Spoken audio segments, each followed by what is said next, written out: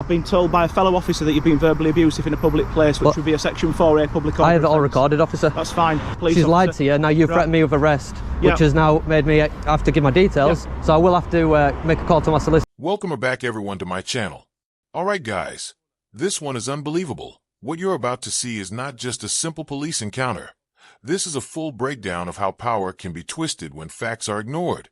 An allegation is made, evidence is offered, and yet somehow, the truth is the one thing no one wants to look at. Watch closely, because this situation escalates fast, and by the end, you'll be asking yourself one question: was this policing or pure intimidation? For any particular purpose? Is it a hobby? Is it a research project? Anything like that? I don't know yet at the minute. Okay. Just sort of flying around, see what happens. Right. I understand an officer's just tried to have a word with you on the way into the car park. She sort of shouted at me in a plainclothes personal car, so I didn't have a clue who she was. Apparently you've told her to pee off. Did I? That's what she said to us. If that's the case, that's not acceptable, is it? Well, that's why we wear independent witnesses that never lie. Right. What do you mean by that? Right, okay. Well, yeah, I've got mine on as well, so... Well, thanks for letting me know. Can I take your details, just so we know what you're doing, and you're recorded on our systems, and we've got the fact what you're doing, and to make sure you're not up to no good? No, I'd rather not, if that's okay. Okay. Why is that? Because I haven't done anything wrong.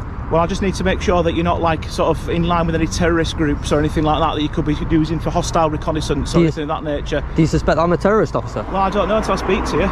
Do I? Until I take your details and check you through. Is that what you do with everybody? If you're being verbally abusive to people, then you have technically committed a public order offence, for which I would require your details. Okay. So that's why I'm asking you for them as well. Right. So could I have your name and date of birth and address, please? What, you think I've committed a public order offence? Yeah, because an officer's just told me that you've sworn at her in the street. Well, I need to get her to make that statement then, because she's lying. Well, she's just told me as she's driven in that you've sworn at her. Did she? Yeah. Right, well, I'll be making a complaint about her then. That's absolutely And if you fine. take my details, I will have to sue West Yorkshire Police. That's not a problem. You feel free to do so. The reason I've explained the reasons why I'm asking you for your details. What happens if I don't give my details? Then you're potentially committing an offence. Well, I will. It's a lot easier if you do, isn't it? Yeah, I don't want to give my details. Okay. I will if you tell me that I'll be arrested if I don't. Well, potentially you may be. Yeah, it may make your arrest necessary under Section 24 of the Police and Criminal Evidence Act, because your name and address can't be verified. Right. And I've got reasonable grounds to suspect that you've committed an offence. What reasonable grounds is that? But I've been told by a fellow officer that you've been verbally abusive in a public place, which would be a Section 4A public order. I have it all offence. recorded, officer. That's fine. Do you want me to show you the recording? Not at the moment, but I want. Because I could show you the recording. I want you to. And then you would know. Details, and I've explained it to you. You've asked me to explain it to you. And I've laid it out plain and simple. Alright guys, this one kicks off fast, and it's already messy. An allegation drops out of nowhere, and just like that, officers move and like the case is already closed. No verification, no evidence, just blind acceptance. The auditor stays calm, controlled, and sharp, immediately pointing out he's recording everything. That right there changes the game, because now it's not just words versus words, it's allegation versus proof. And when someone offers evidence this early, and it gets ignored, you've got to ask, what's really going on here? I don't think I have to give my details, officer. You do. I do. You've been verbally abusive towards somebody. I haven't, though. She's alleging that you have. I haven't, though. As I said before, I've got reasonable grounds to suspect that you've committed a public order offence. But I haven't. Okay, listen to me. Because of that nature, that's why I require your details. And as I've explained to you, if you don't give me your name and address, and can't verify who you are, it may make your arrest necessary in order to ascertain those details. Will you arrest me if I don't? I'm not saying I definitely will, but I'm saying it may make your arrest necessary. Am I being detained right now? At the moment, because I need your details. Yeah, I'm being detained. Potentially, if you don't give me your details, you may be arrested. Is what I'm saying. No, I just want to check if I'm being detained right now. I understand why you can't just give me your details. I'd rather not. That's the point. But I'm asking you to. If I have to by law, then I will. You do have to by law, yeah. Okay, and what section of law says I have to? I'm telling you that because you've committed an offence. I haven't, though. I suspect that you have. You suspect that I have? I suspect that you have. Okay. I need reasonable grounds to suspect. That's 2 to 3 out of 10 on the scale of 1 to 10. Yeah. I've got that reasonable suspicion. Yeah. Can you let me know that lady's name or collar number?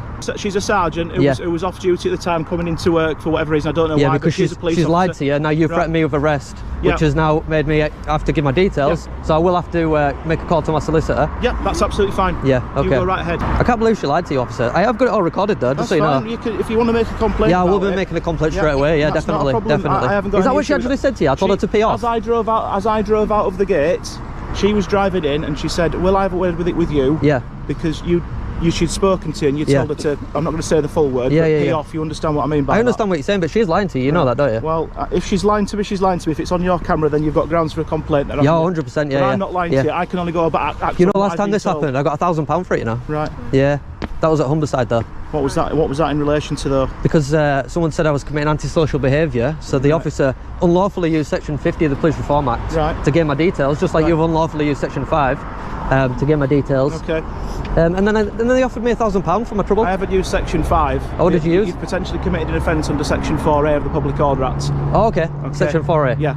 And that requires me to give my details. It doesn't require you to give your details. You just told me it did. What I'm saying, no, you're twisting my words. Now things escalate, and this is where it gets aggressive. The officers start leaning on legal language, public order offense, terrorism checks, Section 24 pace. But listen closely, because none of it actually sticks. It's pressure, not procedure. The moment he refuses to give details, the tone shifts hard. Suddenly, he's potentially committing more offenses. That word, potentially, does all the heavy lifting. No confirmed crime, no verified behavior, just suspicion stacked on suspicion. This isn't policing with evidence. It's policing with intimidation, and the auditor sees straight through it. What I'm saying to you is because I've got reasonable grounds to suspect that you've committed an offence. Yeah. If you don't give me your details, it may make your arrest necessary under Section 24 of PACE. Oh, okay. Because your name and address cannot be verified. Right. And I suspect that you've committed an offence. Well, that's a full explanation. Thank you for that. That's what I said to you the first time. Well, I didn't get that explanation, so maybe you didn't explain it properly. Maybe I didn't understand. Well, you understand it now, though. I do, 100%. Yeah, yes. I can't believe she lied to you, and she's a sergeant. She's going around lying to you guys. Do you want me to show you the video? No. Is it because you know that she's lying? I don't know that she's lying. I think you know. Okay. I think you know. I think you do know. We're literally just going off what we've been told. Yeah, what you've been told is a lie, though, is what I'm saying. I could show you the video now and show you that she's lying. What do you guys reckon? Your personal opinion? My personal opinion doesn't matter. I don't work. My personal opinion has to stay at home when I come to work. Well, use your detective skills then. What do you think? This is what I'm doing. Yeah. Speaking to you. Well, yeah, I could have showed you the video. To find out your version of events. No, you know what you're doing is getting my details unlawfully. Okay. I'm not. I've already explained to you the reason why. I could have showed you the video and then you would have no reason to get my details. If you're happy to show me the video, I'm happy to watch it. It's not a problem. Well, there's no point now because you've already given my details. All right. Now the logic completely falls apart. He offers the simplest solution. Watch the footage. End of story, right? But no, they refuse. That's the turning point. Because when officers actively avoid evidence that could resolve everything instantly, it exposes intent. They're not trying to find the truth. They're trying to maintain control. Then comes the classic move. Threaten arrest to force compliance. Not because it's justified, but because it works. And eventually, under that pressure, he gives his details. Not out of legal duty, but to avoid escalation. So I might as well speak to my solicitor now and get my £1,000. You've offered to show me the video, then that's fine. Yeah. You'll see that your sergeant's a liar. Well, show me it if you want to show me it. I'm not bothered. Am I being detained?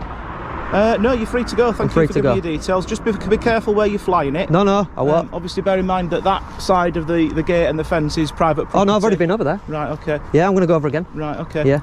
But bear in mind that you may be spoken to again by an officer if it's deemed that your drone's interfering with any police activities or anything like that. All right, well, I've got permission to be here.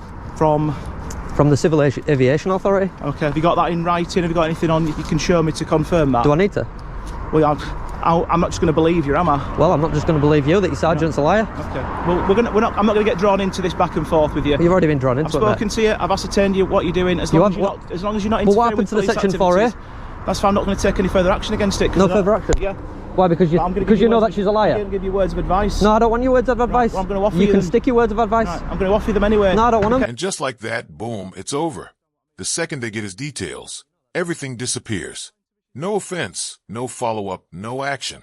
All that talk, public order, terrorism, legal power's gone. That tells you everything. This was never about a crime. It was about identification. Once they got what they wanted, the entire situation collapsed. And when accountability is requested back, suddenly they're too busy. No badge numbers, no urgency, no transparency. That's why this ends in court, because when evidence is ignored and power is pushed this far, the only place left for truth is in front of a judge. I speak to people in future. But I didn't speak to anybody in any. She's a liar. I never told her to pee off. She's an absolute liar. I will be making a complaint. Okay. I will be suing. Thank you very much. What's your details? 6468. From the station? Yep. Your details? 290. From the station? Yep. And her details?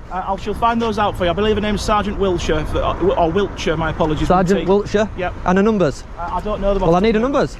I don't know them. We'll have to radio through then. I don't know them. She's the one that made the complaint. I need to make a complaint about the lying sergeant. Just asked to speak to Sergeant Wiltshire. She works on Team 4 Patrol South at Ellen Road.